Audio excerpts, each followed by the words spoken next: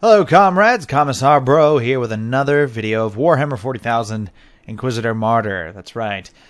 Today we're pretty much picking up a little bit after where I left off in my early impressions video, or whatever I called it. I don't know. I don't keep up with this stuff. Anyway, so basically I'm going to show off some more of the features that have been unlocked, such as being able to customize my Inoculator. I'm also going to talk a bit about lore as we kind of walk around a bit and do missions. Pretty much just basic stuff to kind of help anyone who is unfamiliar with the Warhammer 40,000 universe. And keep in mind, there's so much stuff in the universe and the lore that there's no way I'm going to be right about everything. So if you feel I'm incorrect about something, feel free to correct me in the comments. Or alternatively, if you don't know yourself, then hey, you could always look it up. There's plenty of great 40K lore guys out there from, the old school stuff like Vaults of Terra, Grim Dark, Narrator, 40K Theories, etc., etc. Anywho, so let's go ahead first and take a look at the Inoculator customization that you can do. So as you see here, I have 2 slots with the equipped Inoculator I currently have. Each Inoculator usage uses a certain amount of capacity. With the current one that I have, basically usage cost is 2. With a capacity of 14, that obviously divides into 7. I have 7 Inoculator uses without actually being able to, get more Inoculators. Assuming I was limited to only what I brought with me, it would be 7. That's right. Look at the little brain here. He's got his little eyes just hanging out in a little bubble. I wonder if he can talk. I bet he's a sweet little man. Anywho, so you can see some of the components you can actually get to customize your Inoculator with. Right now, since I have 2 coagulants, I'm going to get an additional, I have 20% health per second for 5 seconds. Basically, it's going to equal 100% if I don't take any additional damage from the 2 Inoculators I have equipped. Now, if I add something like Absorbent, it also restores 75% of my max suppression resist. But of course, not over the maximum. You can see some other stuff down here, such as Stem, which boosts damage for 10% by 20 seconds. Murder Dust, which boosts critical hit chance by critical hit chance hard cap and increases critical hit strength by plus 20. And so on. Ooh, I like that one. Boosts all damage by 200% for 5 seconds. That's really what you want. Then you got Purifier, Extract, and Salve Boost. I like Extract. Increases Inoculator capacity. But again, you can always find more Inoculators as you travel around and do missions. So yeah. So that's kind of a basic tutorial of Inoculators and how they work. Fun stuff. So let's go ahead and leave the Magos Biologists alone. And up here you can see old Caius Thorn after having his leg ripped off by a hell brute. Thankfully, he's still alive and his little, his little test tube there. But he's doing the Emperor's work, just hanging out and getting healed. Now, let me also make sure that my volume's good. Okay, good. So my volume's good. I want to make sure it was low enough to where it wasn't talking over me. My speakers are messed up. Everything on my computer's messed up. It's been a great, wonderful week, the best week. Anyway, so we're going to take a look at a Rogue Trader. So a Rogue Trader, for those of you who don't know, are individuals who were given pretty much hundreds of years ago, their families, or thousands of years ago, really, their families were given the right to pretty much traverse space and trade and pretty much explore and so on and so forth. That's basically what Rogue Traders are going to be. This particular Rogue Trader here, Ragnar von Winter, actually used to have a very prestigious family that was purged by the Inquisition for whatever reason. I guess heresy is usually the reason for it.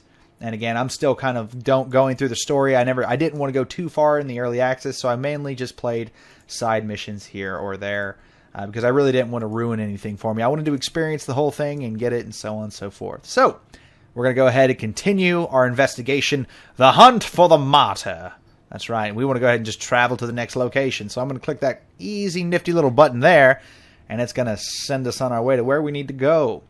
So let's take a look at the mission. We're going to have to fight some Ogrins, it looks like. Acting on the information received from Caius Thorn, I'm approaching the research sanctum of a marginal Adeptus Mechanicus Artificer sect specializing in archaeotech artifacts. That is a fucking mouthful. Marginal Adeptus Mechanicus Artificer sect specializing in archaeotech artifacts. More specifically, in relics with supposed ties to Uther Tiberius, the mythical leader of the Martyr. The research sanctum is not responding to our calls. It might be part of their security protocol, but I'm expecting trouble. Possible threats could be Rebel, Stationary Weapon, and Rebel Engine. We're going to get 650 rank points for this. We're going to get 1 glory. We can make the game a little bit more difficult if we want. We have several different difficulties to choose from. Each one increasing the rating, basically increasing the amount of damage we're going to take and the amount of damage we can deal. And if we look up, it basically just gives us more glory. So now that we see the basics of the mission that we need to accomplish, I'm going to go ahead and just put it back to story mode. I want the missions to be relatively easy. I'm not trying to struggle here because I want to talk about things while I'm playing it instead of having to actually focus and failing to do the simple talking portion, because I am definitely one of those people who is easily distracted.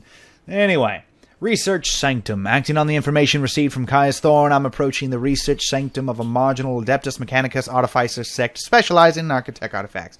We already read that, and I'm not going to read that again because it's definitely a mouthful. So again, the Adeptus Mechanicus, for anybody who is wondering, is one of the major factions in the Warhammer 40K universe. They are pretty much like the qualities of them is they tend to be robotic. They have a lot of bionic capabilities, and they believe that the flesh is weak and that the machine spirit is their god, the machine god, essentially. So they have a very strong affinity towards those machines, tanks, and so on and so forth. So you're going to notice with their ships and their weaponry and so on, they have a very robotic quality to them, and they like it better that way. Yeah, so some major Adeptus Mechanicus players you can imagine would be like Belisarius Cawl and individuals like that. My assumptions were correct. The research sanctum has been attacked. I see signs of a recent struggle. Life at the corrupted is getting a big part of the co-ops is deserted to heretics, that's for sure. Well, saying about that. Looting a tech priest base. So basically, imagine a bunch of people who are they worship machines. Like, they're religious individuals, but religious for, like I said, machines. They hear the machine spirit's voice, if you've ever played Dawn of War. Starting out, we got a little trap rocket, and that's cute. And I love these little eradicators. They just go down so easily. It's glorious. They actually look they make me think of Necrons for some reason. Like the Necron Wraiths, for example. One of the things we're definitely going to see a lot of is those beautiful statues. I absolutely love the environments of this game. If there's anything it definitely did right, as I've mentioned multiple times, it's the environments and the statues and so on. Shit looks great. Like, I just love that. The atmosphere is pretty wonderful. Now, a lot of the maps can get a little repetitive. The combat itself can be very repetitive. I actually think probably the most unique class in the game is the Psyker, just because it has so many different ways to customize, and yet it seems to be one of the funnest classes to play. Just kind of what I've gathered so far. I haven't actually put much time into the Psyker myself, so I could be absolutely wrong. What is this research sanctum? It's your mama's house, that's what it is. Belongs to one of the specialist divisions of the Adeptus Mechanicus studying ancient artifacts. The Adeptus Mechanicus also tends to hoard relics and such. And, well, not relics specifically, but like mechanical relics, you could say. Like STC fragments, for example. Something that's, I don't think you're going to hear much about STCs in this game, mind you. But an STC fragment is actually kind of a major part of the lore for the Imperium of Man. STC fragments are the best way to describe them are databases of knowledge and like the knowledge needed to build like a battleship or tanks, and it's old technology that's been lost is a good way to look at it. Because pretty much the Imperium of Man has not always been so weak and terrible. Basically, at one point in time, the Imperium of Man was actually It spanned the Milky Way galaxies and was so powerful that it actually, I said galaxy, Milky Way galaxies, sorry, Milky Way galaxy. And they were so powerful that even the Eldar and the Orcs had non-aggression pacts with them. And you can imagine that's probably going to get retconned if it hasn't already, especially considering they try to beat that whole idea that the Orcs are always fighting. But it's basically that's what it is. They were so powerful that nobody wanted to fuck with them, is the best way to put it. And you could argue pretty easily, I imagine, that Earth before, or basically the Imperium before it fell, essentially, was far more powerful than it is now, with technologies that exceed what you currently see in this universe. The best way to look at it is humanity is going through a very regressive time. Their technology is constantly being lost. Certain things like battleships cannot be rebuilt. So if they are destroyed in a battle, there are things on that battleship that can never be recovered again, because humanity just doesn't know how to do it. They know how to maintain these machines, and they know how to pretty much keep them up and running, but they don't know how to build new ones anymore. So if a battleship gets destroyed, chances are that battleship's gone for good, and that's kind of a big loss. So much so that it's in the lore, there's been times where, like, I can't remember, I think it was the Astral Knights, where they sacrificed a battleship, I believe, to stop the Tyranids. Again, I can't remember. But the fact that they do that, they actually make fun of that in, like, the text-to-speech device. Like, are these... what were they doing? Why would they do that? So, needless to say, you're going to see technology like that that's really powerful. I think even... I believe even plasma cannons are one of those technologies that can be maintained, but they cannot build anymore. So, generally, those who are handling plasma cannons are... especially ancient plasma cannons, or digital weapons in this case, tend to only be the highest ranking in a chapter of Space Marines, for example. So that's probably something I'll try to explain simply as we go along as well. Just little bits here and there. For example, like the Imperial Guard.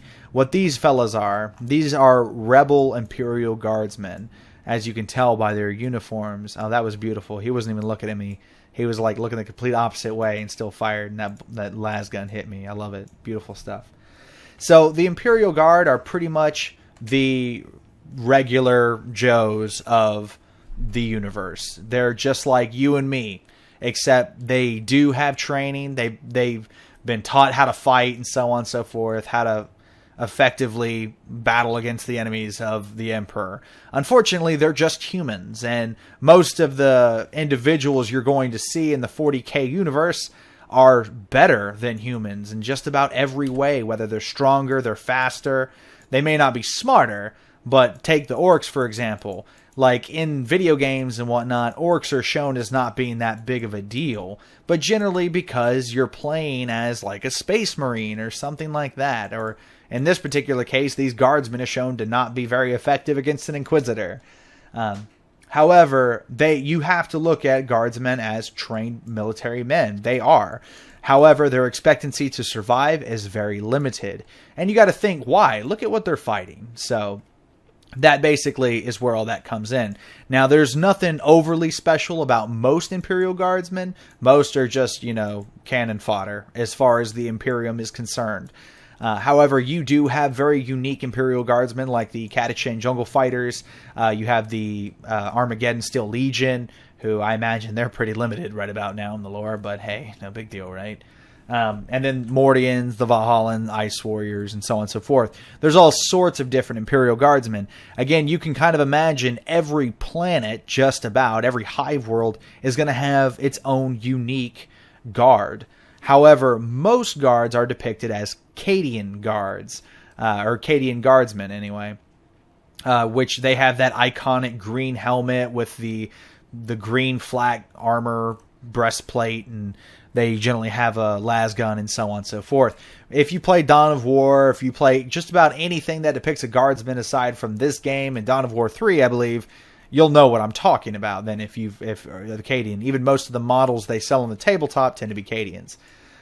So anyway, the Imperial Guard, the Astra Militarum, as they're more commonly known nowadays, pretty much they tend to fight very mechanized. They have a lot of specialized units, like, for example, a Bullgrin being a mutant human who is an absolute tank. They're giant. Basically, just look at them as giants. They're giant men who they tend to be very dim-witted and slow. However, they're very powerful at the same time, and very strong.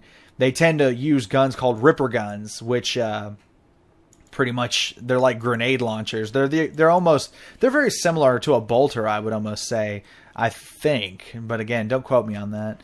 However, needless to say, they're very strong, and that's kind of their ultimate qualities. They're tough, they're strong, and they operate as human tanks. So that's pretty much all you need to know about it. These guardsmen, again, though, are just regular humans, so being an Inquisitor and very advanced power armor, it kind of makes it really easy for me to just walk right on through them. One other reminder, cogitators are pretty much computers in the 40K universe. Now, you probably wonder, like, are there any AI in the Warhammer 40,000 universe? They exist. However, humanity has pretty much banned all usage of AI in its universe. There may be some here or there, but the large majority do not exist. And if they are found, they are purged. And the reason why is because humanity, the reason it's in its state that it's in right now is because of AI. What happened when humanity was still a federation and it was in its golden age, and it was at the extent of its power. Part of humanity's culture was a group called the Men of Iron, which were robots, basically, like AI servants is the best way to describe them. The Men of Iron fought their wars for them. They did menial tasks and labor and so on and so forth. The best way to look at it is they were serviles. They were just sentient robots. And as such, they started to grow angry, one would argue, with the way they were treated. Now, there's a lot of speculation as to why. This is an area of lore that has not been explored a whole lot. I think it's just kept intentionally vague, which is no big deal, but it would be nice if they release a bit more about it. Anyway, one could argue that chaos may have tainted some of the Men of Iron and eventually spreading through the robots until eventually they rose up against humanity and brought humanity to the brink of destruction.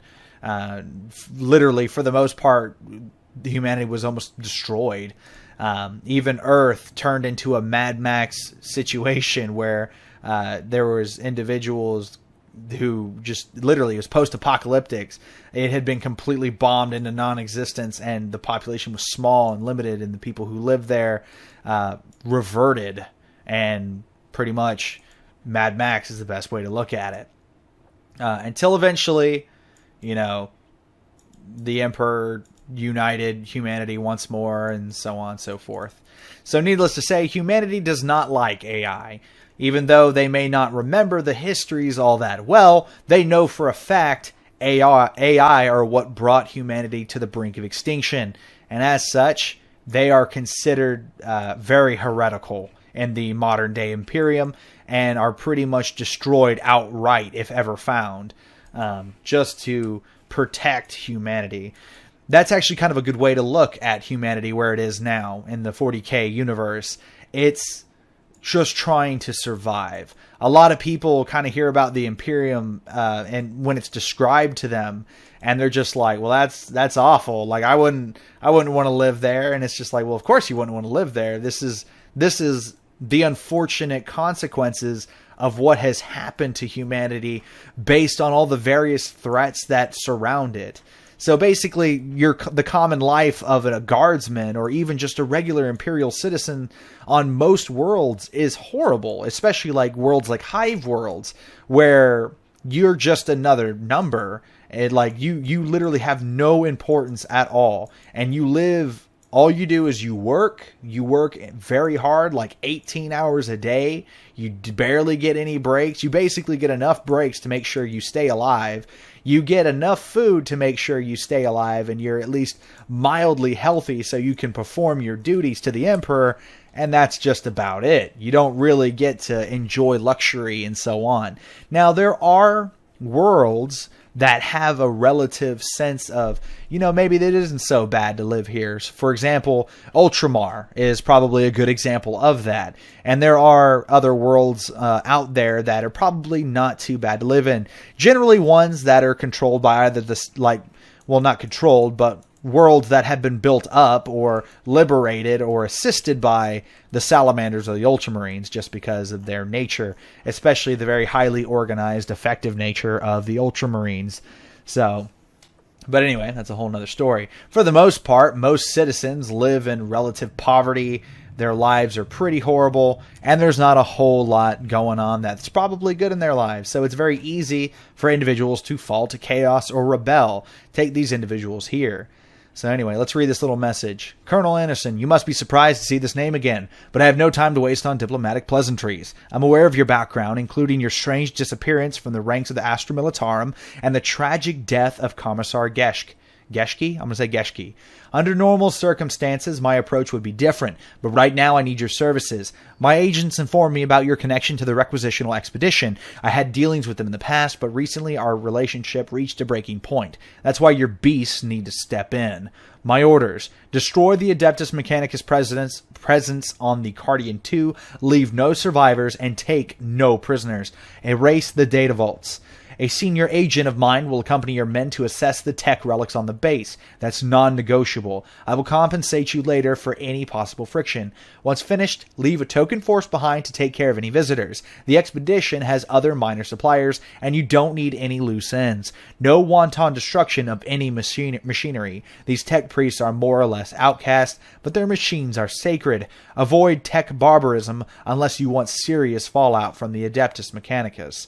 An interrogator will visit you shortly with detailed information. Should you fail to comply with my orders, the commissariat will learn everything about your recent endeavors. If my messenger is harmed, I will personally torture you to death. Nothing personal, but my authority needs to be respected, even by self-righteous outlaws like you. I'll attach the coordinates of the location where you have to deliver the hostage. Best regards, Inquisitor Klosterheim. P.S. I attached my binary rosette if you still have doubts about my identity. Use it wisely. Or even better, don't use it at all, unless absolutely crucial. So it looks like Inquisitor Klosterheim actually commissioned this individual to, this rebellious Colonel Anderson to attack this base and kill all the Adeptus Mechanicus in the base. Poor tech priests. They didn't stand a chance, I'm sure. They probably didn't have any little defenses or anything like that. One other thing I'll explain real quickly is what a Commissar is. So a Commissar in the 40K universe is an individual who has complete devotion to the Emperor. These are men who make sure that you stay in line. The best way to look at it would literally be Russian commissars during World War II, which they are clearly based upon.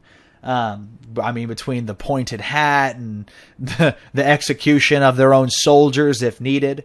One thing to understand about a commissar is a commissar absolutely is pretty much, if you have command structure, a commissar is outside of that command structure. And the reason why is because, again, he is there to make sure you do not break, that you do not falter in your duties to the Emperor and the Imperium of Man.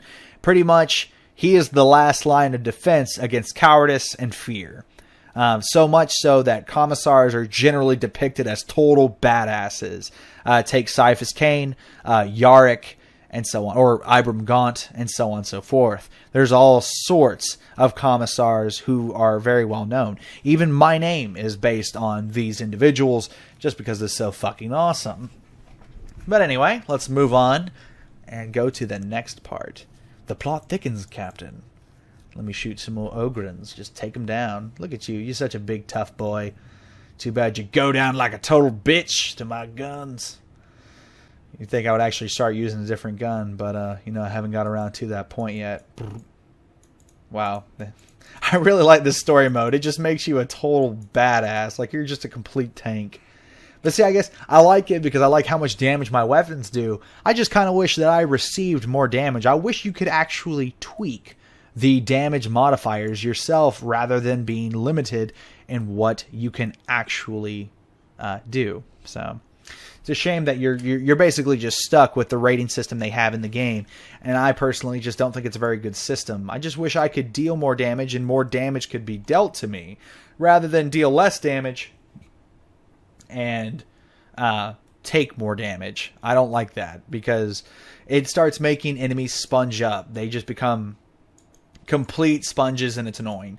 Things like this rocket turret, makes sense why it can sponge up damage like that. But these guardsmen, if they could take like 10 bullets from an auto gun, I mean, really? That doesn't sound right. Or even if they could take multiple shots from like a plasma gun. That's actually kind of why I wish accuracy was more of a thing as well. I wish your Inquisitor would tend to be a little bit more inaccurate, or bullets had a higher chance to miss, and so on and so forth. That actually brings up a lot of philosophies of how this game could have been different, or even how the introduction of an Inquisitor into a video game may not have been good to do with an action RPG. At the same point in time, this game's not bad, so don't take it as me saying it's bad. There's just a lot of things I would have done differently. But I still, if I had to rate this game, put it somewhere between a 7.5 and an 8, somewhere around there. And which to me, that's still really good. Don't take that as a bad score. I guess the one other thing I would kind of describe as well is, you know, if you're an ARPG fan, like a big ARPG fan, this is probably a game you'll enjoy. It has a lot in common with Diablo, the Van Helsing games, Torchlight, so on and so forth. If you've played an action RPG, you get the gist of what this game is going to be like. I think I kind of wish there'd be less enemies, though, I will admit, or that the hordes would be more compact. Like, a lot of times it seems like missions don't need to be as big as they actually are, but they just are for the sake of drawing out mission time, which is kind of a pain in the butt. At the same point in time, I wish there was more meat per mission. Like, there's a lot of missions in the game, but does it really... Oh my god, these enemies are getting crazy. I'm digging it. Like, there's a whole lot of missions in the game, but do they need... What is going on with these? I guess I'm teleporting through these? This is insane. Wow, okay, I'm actually having to, like, move and do stuff. I couldn't imagine playing this on a higher difficulty. If I wasn't paying attention, I'd probably be dead by now. I'm really not even doing good, like, at all. Look at this just fiery cone of death, and I keep teleporting! Ah! That's so crazy! That's so trippy! It's just completely throwing me off. Oh, Jesus. Oh, Jesus. Jeez Louise. The Emperor protects you, filth. Get away from me. As I just mow them down like they're not even here. It's glorious. Sweet, glorious combat. And my poor computer is starting to slow down. Unfortunately, I had to replace my RAM. So right now I've only got 8 gigabytes of RAM. So I imagine it's not really helping me run my games right now. So I apologize if there's any slowdown. And I do plan on upgrading my graphics card. Right now I've got a GTX 1060. I'm hoping to get at least a 1070 or 1080. Who knows? I hear graphics card prices are finally dropping down after what seems like an eternity of them being overpriced as hell. So hopefully they do actually do that and we can start seeing a little bit more graphically intensive games. Honestly, this is probably one of the most graphically intensive games on the market right now. And I think it's mostly because of the physics, not necessarily just because of the looks, but like, I mean, like look at that beam of fire. That's actually a pretty good looking beam of fire. And the models all tend to look pretty good close up for the most part, if a bit plain and lacking in variety. That's actually probably one of my biggest complaints with this game is the lack of variety. It's a shame they didn't really explore some of like these guardsmen. They could definitely do these guardsmen a bit differently. They're rebels after all. They don't necessarily have to be super regimented anymore. Which, I mean, if I'm looking at a usual guard unit, that's kind of what I would expect. Unless I'm looking at like the Catachans or, you know, one of the more unique, well-known individuals. Let's read this. Order for officers only. Listen up, beasts. Our business with the cog lovers has been very profitable, but it's time to move on. We have a more powerful patron now, and he wants these freaks dead. Orders are orders. I'll keep an eye on everything here on Charkov while you take care of business in the sanctum. Feel free to whine about the need for secrecy and all, but we all know how much you love to chatter, and we don't need that. Number 1, study, memorize, and burn the plan I sent you, and follow it to the last letter. We only have one shot. The cog lovers have some impressive gear. 2, we need all of them dead. No survivors, except one lucky joker who will work from us from now on. Cut off its limbs if you have to, I don't care. Just bring me a breathing tech priest. Once again, tech priest. No servitors or I will be very disappointed. 3, probably you aren't too happy about our, quote, guest. Neither am I. Deal with it. He is our contact to the new patron. Do what he says. Number 4, don't leave any bodies behind, and definitely don't leave their bodies behind. Those implants fetch a high price. Don't touch, don't tinker with machines unless it's absolutely necessary. Number 5, switch off every cogitator, vox, or apparatus. I hope I don't need to explain who and what we are messing with. That's why I'm writing on a scroll like an ecclesiarchy scribe. Number 6, there will be losses. Take it like a man. You will get the share of your fallen comrades. First round is on me when you get back. If things go sideways, don't return to the station. Use the safe base as a staging point. Written on nice chaos 8-point star paper. I love it. Glorious. So there's other stuff I could explain in here, mostly like what the ecclesiarchy is and so on, but, we'll probably get to that again in the future. Basically, the best way to describe the ecclesiarchy as being like the Vatican in our own world, except for the emperor, who he is the almighty in this case. Yes, if he was still alive. I'm afraid we have different definitions of success. Quite the contrary, Captain. I have found crucial information. Blah, blah, blah, blah. Wiener, wiener. Chicken dinner. Has he fallen to the ruiner's powers? It is a possibility, but I reserve judgment. Inquisitors sometimes need to use radical solutions for the sake of the Imperium. But it's true, it doesn't look good. No, sir, it does not. Having a bunch of people running around with chaos worshippers does us no good, and this better be openable. I want to be able to open it and gather the gold inside. Ooh, sweet, I got a new inoculator. Dope. Alright, so there we go. That's another mission, and we got a scythe chainsword. Then we're going to kind of see what we got out of our little box, or at our loot box thing at the end here, and see if it rewards us justly for our devotion to the Emperor of mankind. I always love these little cutscenes, or these loading screens they've added into the game. They look absolutely gorgeous. It's still, and very creepy. Like, look at that hell brute. You can just see like all the disgustingness of this maw that the head is poking out of. It's just so gross.